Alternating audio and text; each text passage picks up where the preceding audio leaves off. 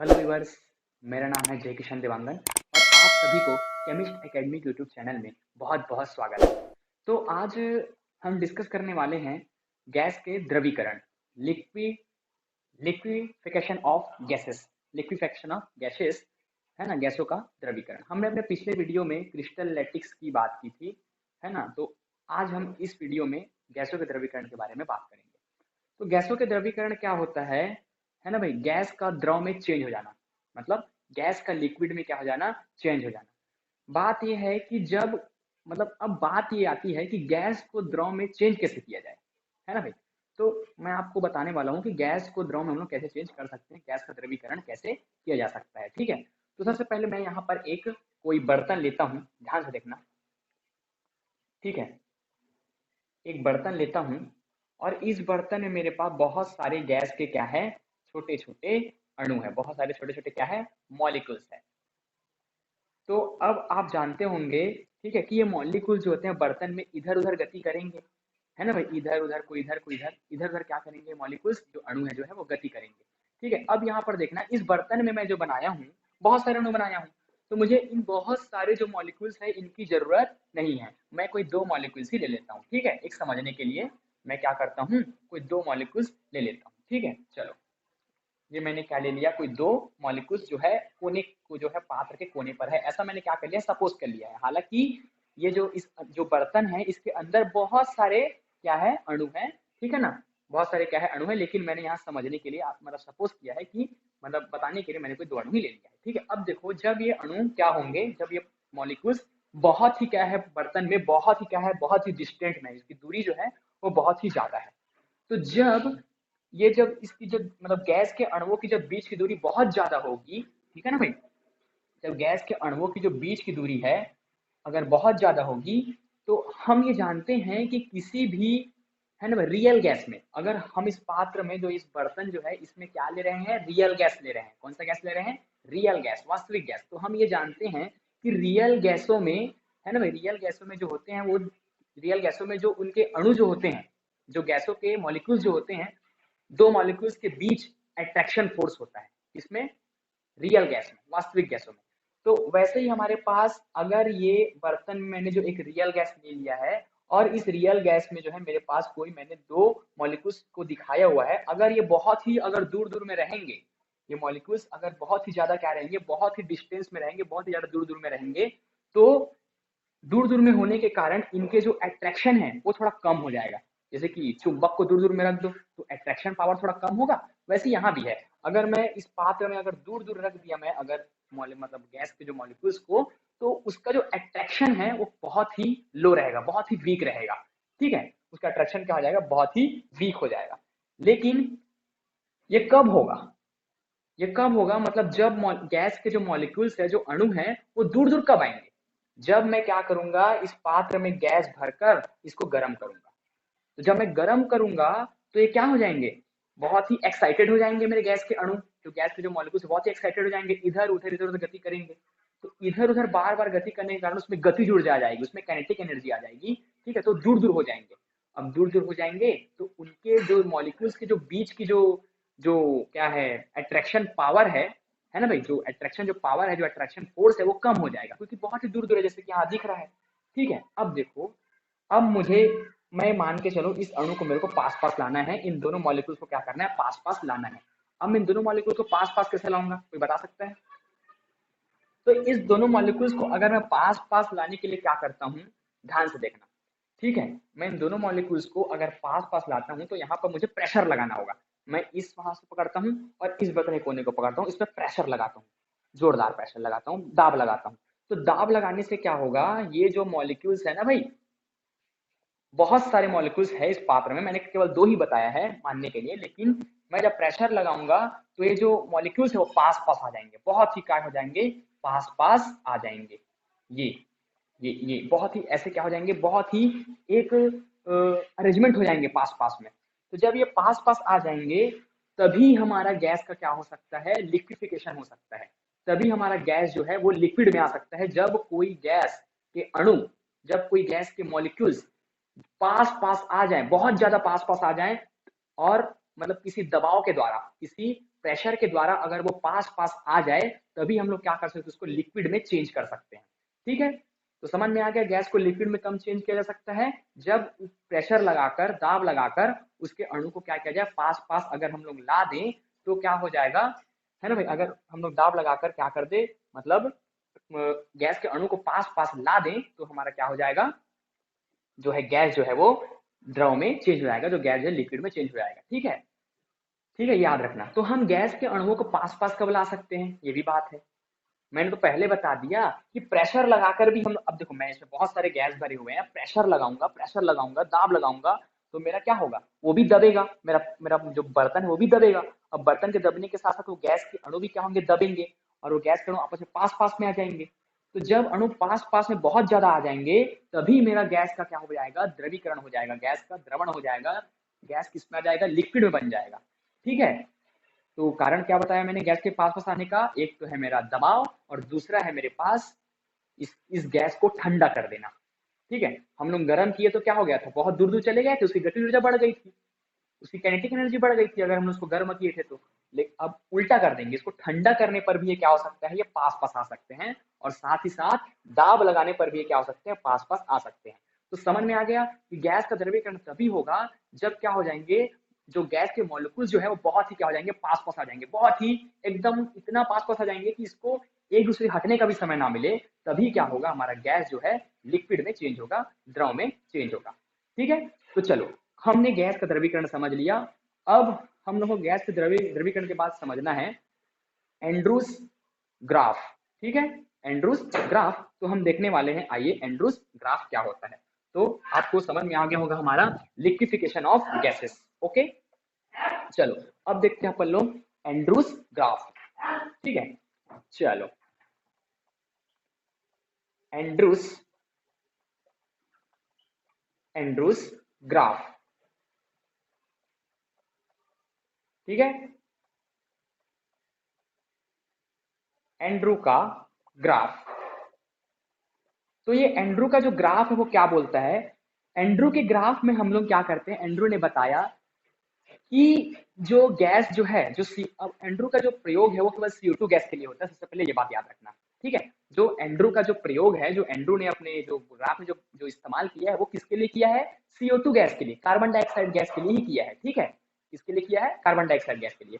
तो ये जो मैंने ग्राफ बनाया है वो किस गैस के लिए है, कार्बन डाइऑक्साइड गैस के लिए है। मतलब हम लोग यहाँ पर कार्बन डाइऑक्साइड को क्या करने वाले हैं, लिक्विड में चेंज करने वाले हैं, द्रव में चेंज करने वाले हैं, किसको, कार्बन डाइऑक्साइड को।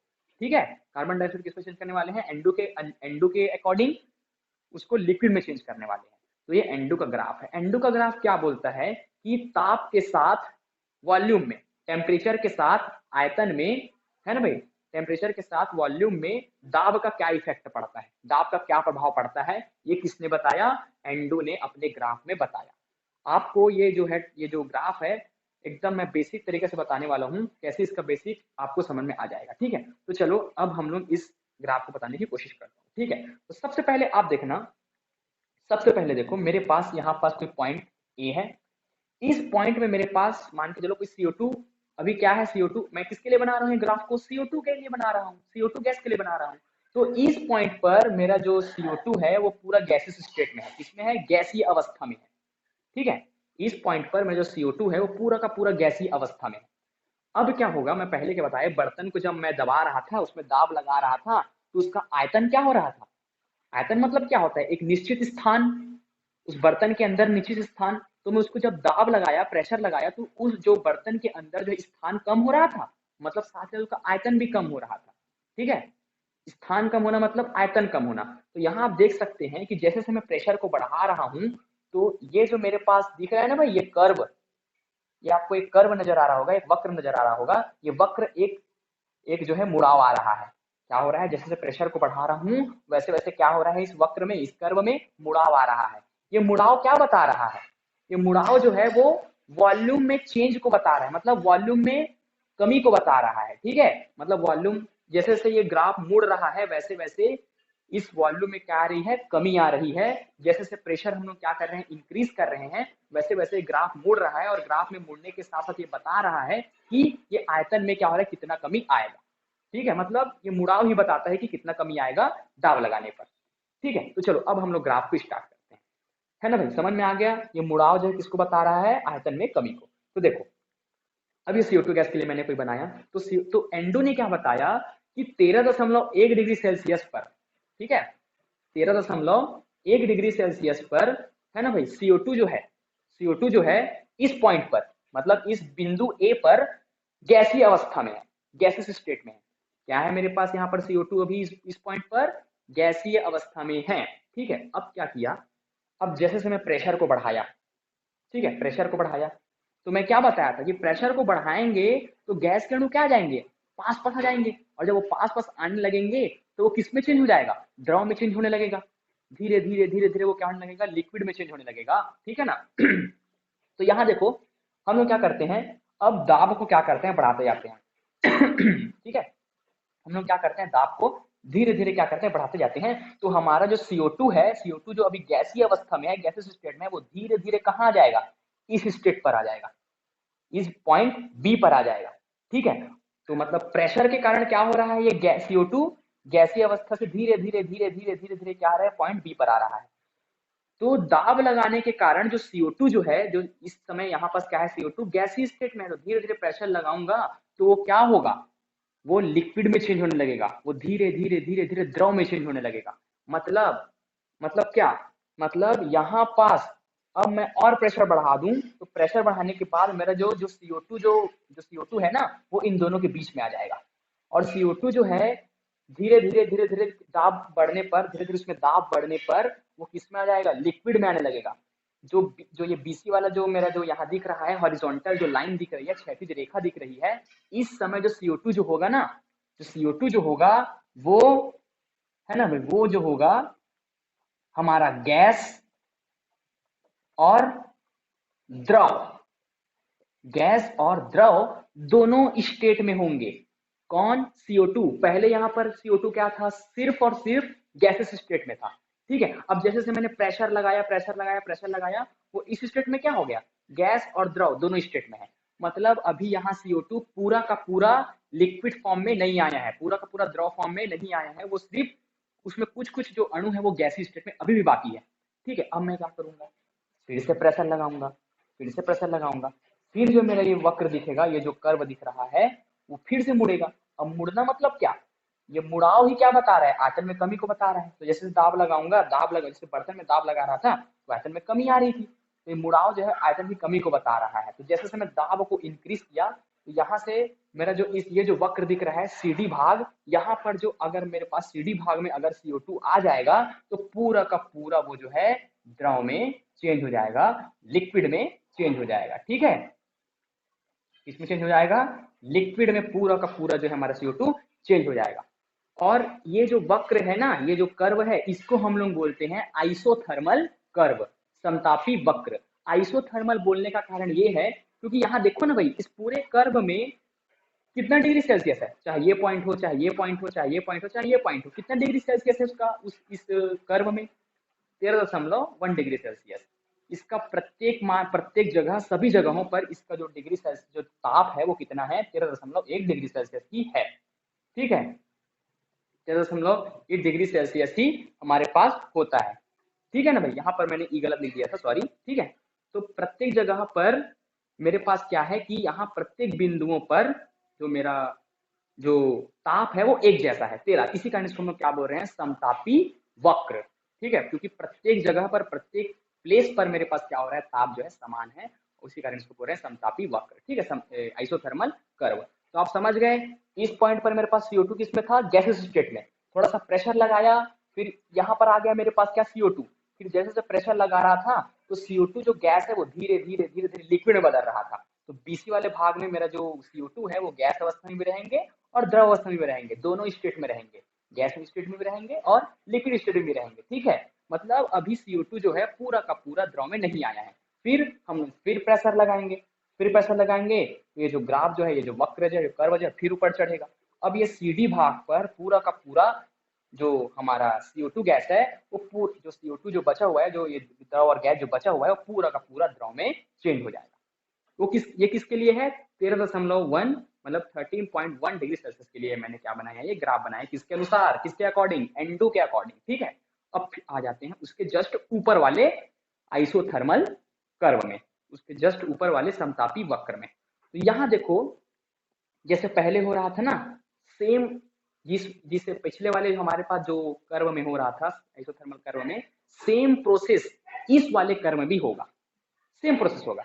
बस यहाँ पास फर्क इतने का है कि ये थोड़ा कम प्रेशर में हो रहा है। देखो पहले 50 था प्रेशर, 50 एटीएम ही था, अब ये ऊपर चढ़ा, तो मतलब फर्क इतने का है, ये दोनों सेम प्रोसेस हो रहा है, फर्क इतने का है कि इसमें प्रेशर थोड़ा ज्यादा है। अब तुम मुझे ये बताओ कि अगर प्रेशर ज्यादा है, ठीक है ना भाई, कौन से वाले कर्व से, ये वाले कर्व से, ये वाले वक्र से क्या है, प्रेशर ज्यादा है इस वाले कर्व का, तो लिक्विड भी थोड़ा जल्दी बनेगा, लिक्विड भी थोड़ा जल्दी बनेगा बनी, ये ऊपर वाला जो वक्र है वो मतलब ज्यादा दाब का है, इसी कारण उसमें लिक्विड भी जल्दी बनेगा। तो यहाँ पास देखो, यहाँ पास पहले क्या हो रहा था, यहाँ पर दाब थोड़ा कम था, प्रेशर थोड़ा कम था, इसी कारण CO2 जो है गैस और लिक्विड दोनों स्टेट में था, लेकिन यहाँ पर दाब थोड़ा ज्यादा है है ना, दाब क्या है, थोड़ा ज्यादा है, तो CO2 जो है यहीं पास इसी जगह पर पूरा का पूरा द्रव में चेंज हो जाएगा, किसमें चेंज हो जाएगा, लिक्विड में चेंज हो जाएगा, ठीक है, किसमें चेंज हो जाएगा, लिक्विड में चेंज हो जाएगा यहीं पास। क्योंकि क्यों हो रहा है ये, क्योंकि इसका प्रेशर ज्यादा है, क्योंकि अगर प्रेशर ज्यादा होगा तो अणु प्रेशर जितना ज्यादा होगा उतने जल्दी ही क्या हो जाएंगे, अणु पास पास आ जाएंगे, और अणु पास पास आ जाएंगे तो उतने ही जल्दी द्रव बन जाएगा। तो यहाँ पर इस वाले वक्र में, इस वाले कर्व में, जिसका जो ताप है, टेम्परेचर है 21.5 डिग्री सेल्सियस है, जिसका ताप, यहाँ पर दाब ज्यादा होने के कारण वो इस वाले वक्र से पहले ही क्या बन जा रहा है, पहले ही द्रव बन जा रहा है, लिक्विड में बन जा रहा है, ठीक है। पहले क्यों द्रव बना समझ में आ गया, क्योंकि प्रेशर इसमें ज्यादा है, इसी कारण पहले से ये द्रव बन गए। अब फिर दाब लगाएंगे, तो फिर दाब लगाएंगे क्या होगा, G और H पर इस वाले भाग में भी हमारा जो CO2 है वो द्रव फॉर्म में ही रहेगा, लिक्विड फॉर्म में ही रहेगा, ठीक है। समझ में आ गया दोनों, ठीक है। इस वाले जो हमारा पॉइंट है ये दोनों, ये और ये, इस पर जो CO2 है वो गैसीय स्टेट में रहता है, फिर जैसे जैसे प्रेशर बढ़ाते हैं वैसे वैसे हमारा क्या होता है, ये जो CO2 है, CO2 गैस जो है वो लिक्विड में आने लगता है। जैसे कि मैं यहाँ पर कुछ जल्दी ही लिक्विड में आ गया, कारण ये है कि प्रेशर यहाँ ज्यादा है, ठीक है। अब आते हैं हम ऊपर वाले ग्राफ में, जिसका टेम्परेचर है, ऊपर वाले क्या होते हैं, आइसोथर्मल वक्र में आते हैं, ठीक है, समतापी वक्र में आते हैं ऊपर वाले। वो कौन से टेम्परेचर पर है, 31.1 डिग्री सेल्सियस पर है वो टेम्परेचर, ठीक है। तो यहाँ देखो ये वाला जो मेरा कर्व है वो क्या है, IXJ, ठीक है। अब यहाँ देखना इस पॉइंट पर, जैसे कि मैं पहले बताया, इस पॉइंट पर क्या है, CO2 गैसेस स्टेट में है, इस पॉइंट पर CO2 गैस क्या है, गैसेस स्टेट में है, ठीक है। तो जैसे जैसे अब मैं प्रेशर बढ़ाया, अब तुम मुझे ये बताओ, जो ये वाला जो कर्व है ना, ये वाले कर्व का जो दाब है, प्रेशर है, वो इन दोनों से क्या है, ज्यादा है, देखो ना भाई, इसका 80 आ रहा है लेकिन इसका तो कम है ना भाई, इन दोनों से इसका वो जो दाब है वो प्रेशर जो है ज्यादा है, तो इन दोनों के मुकाबले इसका जो लिक्विड फॉर्म में आएगा, इस वाले जो CO2 जो है लिक्विड फॉर्म में आएगा वो जल्दी आएगा, इन दोनों के मुकाबले, इन दोनों के मुकाबले इसमें जो CO2 गैस जो है लिक्विड में जल्दी आएगा, ठीक है। अब देखो यहाँ पास मेरा CO2 जो है वो गैसेस स्टेट में है, ठीक है। अब धीरे धीरे धीरे धीरे धीरे धीरे प्रेशर बढ़ाया, धीरे धीरे धीरे प्रेशर बढ़ाता गया, तो मेरा जो CO2 गैस जो है वो CO2 यहाँ पर गैसीय स्टेट में रहेगा, तो फिर से धीरे धीरे धीरे धीरे धीरे धीरे धीरे इस X पर आएगा। अब यहाँ ध्यान से देखना, ये पिछले वाले ग्राफ में क्या हो रहे थे, हमारी सामान्य आंखों में, हमारे नॉर्मल आंखों में हमें ये जो जब द्रव में चेंज हो रहा था ना भाई गैस, जब CO2 गैस द्रव में चेंज हो रहा था तो हम उसे आसानी से देख सकते थे, हम उसे क्या करते थे, आसानी से देख सकते थे। लेकिन जब CO2 गैस में प्रेशर लगाएं और यहाँ पर जब CO2 आएगा, तो याद है ना भाई हमारे बचपन जब हम लोग छोटे हुआ करते थे, तो याद करो जादूगर आया करता था, है ना। वो जादूगर क्या करता था, किसी भी रुमाल को ऐसा लेता, रुमाल के मतलब हाथ में पकड़ता, जैसे चूहे को पकड़ लिया, अब तुरंत खोला तो क्या निकल गया, सांप। तो मतलब पलक झपकते ही क्या हो जाएगा, यहाँ मेरा CO2 गैस आते आते आते आते पलक झपकते ही वो लिक्विड में बदल जाएगा, मतलब इतना जल्दी वो लिक्विड में आ जाता है कि हमें पता ही नहीं चलता, हमें पलक झपके और हमारा जो लिक्विड जो है, मतलब जो गैस जो है वो लिक्विड में आ गया पूरा का पूरा, ठीक है। तो जब ऐसी स्थिति जिसमें पलक झपकते ही गैस जो है लिक्विड में आ जाता है, तो इस पॉइंट को हम लोग कह देते हैं क्रिटिकल पॉइंट, क्या कह देते हैं, क्रिटिकल पॉइंट कह देते हैं, ठीक है, क्रिटिकल, सॉरी, क्रिटिकल पॉइंट, ठीक है ना भाई। क्रिटिकल पॉइंट, क्रांतिक बिंदु कह देते हैं इसको, ठीक है, क्रांतिक बिंदु, क्रिटिकल पॉइंट कह देते हैं, ठीक है ना। जब पलक झपकती क्या हो जाए, मेरा जो गैस जो है वो डायरेक्ट लिक्विड में बदल जाए, एकदम पलक झपका और लिक्विड में बदल गया, तो इसको कह देते हैं हम लोग क्रांतिक बिंदु, क्रिटिकल पॉइंट, ठीक है। यहाँ पर हमारा गैस जो जब द्रव में बदल रहा था तो हमें दिखाई दे रहा था अपनी आंखों से, लेकिन यहाँ पर बिल्कुल दिखाई नहीं देगा, ठीक है। अब देखो, अब ध्यान से देखो, अब इसके ऊपर वाले भी कर्व आएंगे, इसके ऊपर भी आइसोथर्मल कर्व आएंगे। अब वहां देखो, अब इसका टेम्परेचर कितना है, 35.5 डिग्री सेल्सियस, और इसके ऊपर वाले का कर्व क्या है, 48.1 डिग्री सेल्सियस। अब इस वाले ग्राफ में, है ना भाई, इस वाले ग्राफ में इस पॉइंट पर जो है CO2 गैस जो है वो गैसेस स्टेट में रहेगा। अब तुम चाहे कितना भी प्रेशर लगा लो, कितना भी प्रेशर लगा लो, अब जो है CO2 गैस जो है वो लिक्विड में आने वाला नहीं है, चाहे तुम कितना भी प्रेशर लगा लो वहां। कारण ये है कि एक बार अगर जो भी हमारा क्रांतिक बिंदु मिल जाता है, ठीक है, अगर एक बार हमें क्रांतिक बिंदु मिल जाए, क्रिटिकल पॉइंट मिल जाए, उसके ऊपर अब तुम कितने भी दाब लगा लो, कितना भी प्रेशर को बढ़ा लो, अब तुम CO2 गैस को लिक्विड में नहीं ला सकते, है ना भाई। तो ऐसे टेम्परेचर क्या कहलाते हैं, ऐसे टेम्परेचर क्रांतिक ताप कहलाते हैं, क्रिटिकल टेम्परेचर कहलाते हैं। तो हम लोग इन दोनों तापों को क्या बोलेंगे, इन दोनों तापों को बोलेंगे क्रांतिक ताप, क्रिटिकल टेम्परेचर, क्रांतिक ताप, क्रिटिकल टेम्परेचर बोलेंगे, है ना भाई। क्यों बोलेंगे, अब क्रांतिक ताप का डेफिनेशन क्या होता है कि अब वह ताप जिसमें गैस में कितना भी दाब लगा दिया जाए, अब उसको लिक्विड में चेंज नहीं कर सकते। तो यहाँ तो ऐसा हो रहा है, यहाँ वैसा हो रहा है भाई, ठीक है, क्योंकि यहाँ मैं जितना भी दाब लगा लूं, अब यहाँ पर हम लोग CO2 गैस को और लिक्विड में चेंज नहीं कर सकते, क्योंकि अगर एक बार मुझे क्रिटिकल पॉइंट मिल गया, अब उसके ऊपर कितने भी प्रेशर लगा लो, ये जो है मेरा जो CO2 गैस है वो लिक्विड में कभी नहीं आएगा, चाहे कितना भी तुम प्रेशर लगा लो, ठीक है। तो इसी कारण तो जी, इसी कारण तो क्या होता है, ये किसके लिए बनाया, मैं CO2 गैस के लिए बनाया हूँ, पूरा का पूरा जो ग्राफ जो है एंडू जी ने किसके लिए बनाया है, जो एंडू है जो है, एंड्रू जो है वो किसके लिए बनाए हैं, CO2 गैस के लिए बनाए हैं। तो तुम याद रखना कि ये किस पर है, हाई टेम्परेचर पर है, CO2 गैस अभी किस पर है, हाई टेम्परेचर पर। तो इससे हमें क्या पता चलता है, हाई टेम्परेचर पर CO2 गैस जो है ना भाई, CO2 गैस जो है लिक्विड में नहीं आता, हाई टेम्परेचर में CO2 गैस लिक्विड में नहीं आता, ठीक है ना। तो अब ऐसे कौन से गैसें होती है जो हाई टेम्परेचर पर लिक्विड में कभी नहीं आती, कौन सा गैस होता है ये आइडियल गैस होते हैं, जो कितने भी दाब लगा लो वो लिक्विड में आने वाला नहीं होता, आइडियल गैस। तो इससे हमें क्या पता चलता है कि जो CO2 गैस जो है ना भाई, CO2 गैस वो हाई टेम्परेचर पर आइडियल गैस की तरह बिहेव करने लगता है, आदर्श गैस की तरह व्यवहार करने लगता है हाई टेम्परेचर पर, ठीक है। तो आपको मैंने ये जो है पूरा डेरिवेशन आपको बता दिया, माफ कीजिएगा, पूरा मतलब मैं जो है थ्योरी इस एंडू की बता दी, ठीक है ना भाई। ये पूरे मैंने ग्राफ को बता दिया, इससे हमने क्या बताया, क्रांतिक बिंदु ही बता दिया। क्रांतिक बिंदु क्या होते हैं, वह बिंदु, ऐसा पॉइंट जहां कोई एक स्टेट दूसरे स्टेट में जब आता है तो हमें समय का मतलब जो है, समय बहुत ही सूक्ष्म समय में, बहुत ही एक छोटे समय में जो है वो अब दूसरी अवस्था में चेंज हो जाता है, दूसरी अवस्था में चेंज हो जाता है, मतलब पलक झपकती क्या हो जाता है, घोड़ा गायब हो जाता है ना भाई। यहाँ पास अपन नॉर्मल आंखों से देख रहे थे भाई, यहाँ पर हम अपने क्या कर रहे थे, नॉर्मल आंखों से देख पा रहे थे, लेकिन यहाँ कोई नॉर्मल आंखों से नहीं देख पाएंगे, सॉरी मतलब हाँ नॉर्मल आंखों से नहीं देख पाएंगे, पलक झपकते ही जो है CO2 गैस लिक्विड में आ जाएगा। तो इस पॉइंट को क्या कह देंगे अपन लोग, क्रांतिक बिंदु, क्रिटिकल पॉइंट। अब इसके ऊपर जितने भी हमारे टेम्परेचर आएंगे, है ना भाई, वो क्या कहलाएंगे, क्रिटिकल टेम्परेचर। कारण ये है क्रिटिकल टेम्परेचर कहने का, क्योंकि अब इस वाले कर्व में, इस वाले वक्र में तुम जितना भी दाब लगा दो, है ना, अब वो आने वाला लिक्विड में नहीं, समझ गए।